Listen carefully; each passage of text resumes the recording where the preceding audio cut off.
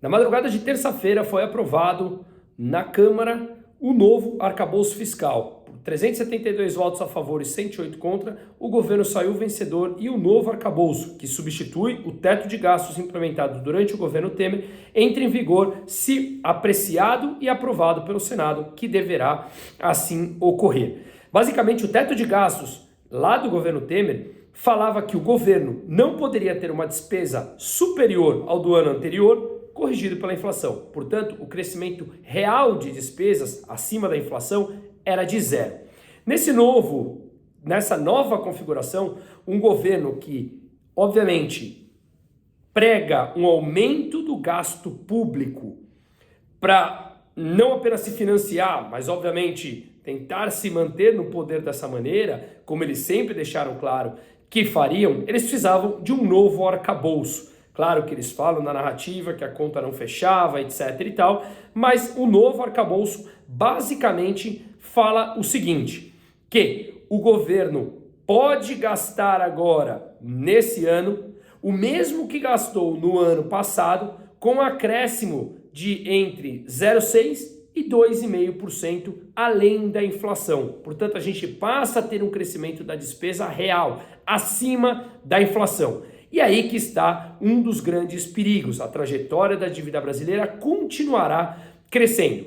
Mas alguns pontos foram alterados e no começo do governo todos esperávamos que o arcabouço, ou essas mudanças, seriam extremamente radicais, como defendidas pela ala ideológica do PT, Lula, Gleisi Hoffmann e tantos outros que também não estão contentes com o que foi aprovado. Então, ou seja, não é que é bom, mas ele não veio radical como se esperava no começo do governo. Tanto que é que hoje, na quarta-feira, o dólar caiu frente ao real, a bolsa caiu também por conta do mundo inteiro que caiu com receio do teto de gastos, do teto da dívida dos Estados Unidos, mas a curva de juros brasileira futura caiu e o dólar caiu. Então, lembrando que não é um arcabouço fiscal sustentável, sólido e o ideal, longe disso, mas ele também está longe de ser do radicalismo defendido por Lula, Gleisi Hoffmann e toda a ala ideológica do PT. Mas afinal de contas, o que é que foi aprovado e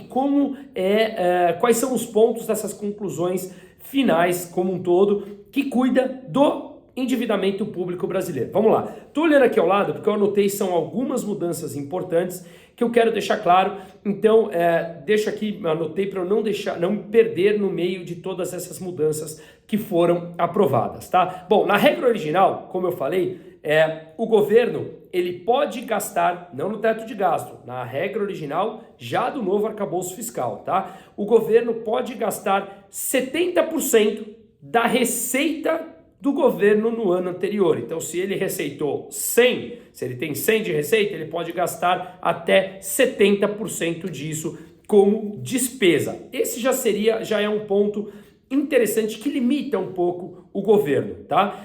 Ou ele gasta 70% da receita, limitado a 2,5% acima da inflação. Ou seja, o que ele gastou no ano passado, pode gastar esse ano com 2,5% acima da inflação, limitados a 70% do que foi a receita no ano passado, tá? Claro, quanto mais complexa, a gente precisa explicar mais detalhes, mas as regras desse arcabouço é sim complexa e está longe de ser transparente e mais fácil como era do teto de gastos. Portanto, aqui o que a gente falou ele pode gastar o que gastou no ano passado, corrigidos pela inflação, mais 2,5%, limitados a 70% da receita do ano anterior. Ou seja, ele tem esse break, esse limite de não gastar acima da receita. Ele é um arcabouço voltado muito mais para aumentar a receita do governo e ele poder gastar mais do que controlar as despesas públicas, que é assim um grande problema brasileiro, tá? O segundo ponto é que esse crescimento de despesas ele é apurado em dois momentos. Para o ano de 2023, que a gente já está vivendo e portanto ele já entra em vigor, as despesas serão apuradas entre junho de 2022 E junho de 2023, ou seja, de junho do ano passado até junho desse ano, eles vão olhar quais foram as despesas ou quanto foi a despesa do governo brasileiro para poder chegar nesse 70% ou na despesa com 2,5% acima da inflação. Já no ano que vem, como será um ano inteiro, desde o começo com a nova regra válida, o período de análise ele vai ser entre janeiro de 2024 e dezembro de 2024, tá? Então mudou esse período de apuração para saber quais despesas a gente vai levar em consideração, quais receitas a gente vai poder levar em consideração para poder encaixar essas despesas, tá? E aqui tem um porém. Como a gente está falando que nos próximos anos você vai ter uma receita estimada daqui para frente, como em 2023, a gente está levando em consideração até junho agora. Então, quais serão as receitas até o final do ano? Não sabemos. Então, tem que ter uma estimativa.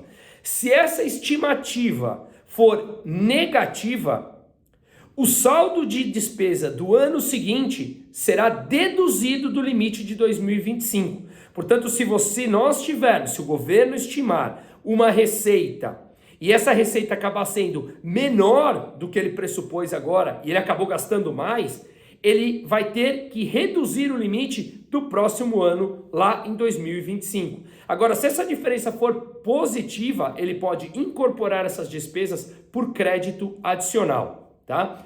Um outro ponto importante.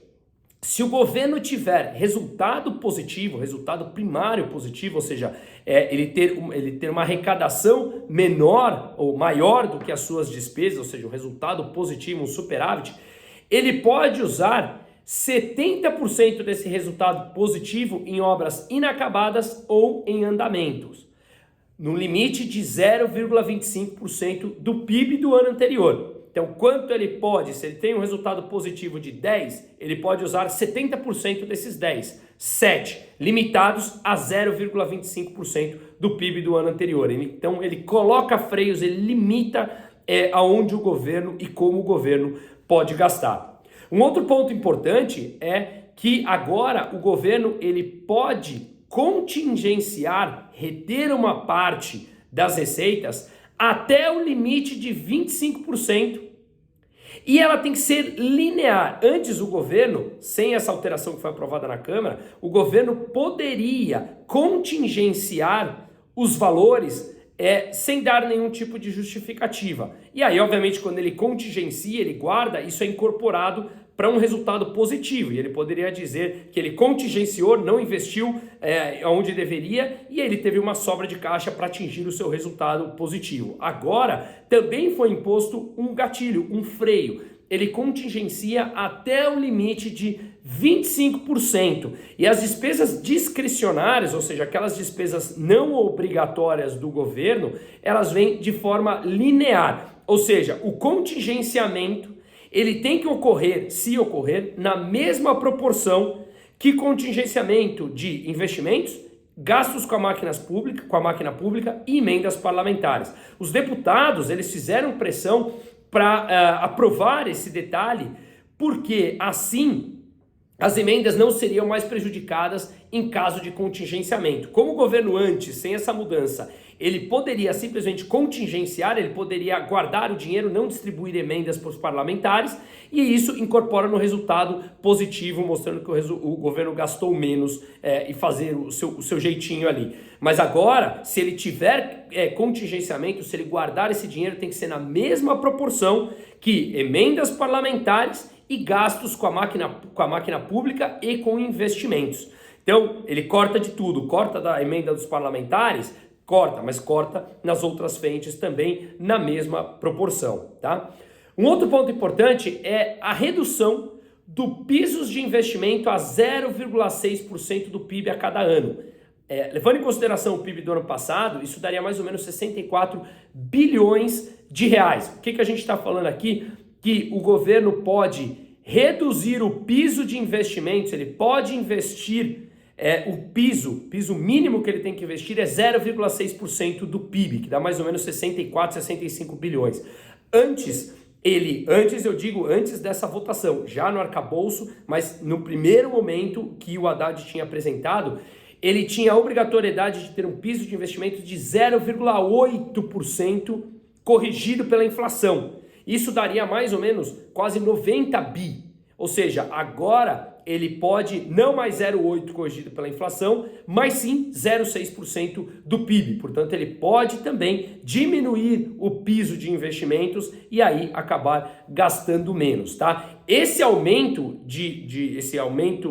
do dinheiro da sobra, ou seja, uma diminuição do 0,8% corrigido pela inflação para 0,6% do PIB, ele aumenta o espaço de corte no curto prazo, mas ele engessa no longo prazo, porque os cortes, como eu expliquei agora há pouco, terão que ser feitos proporcionais às demais despesas discricionárias.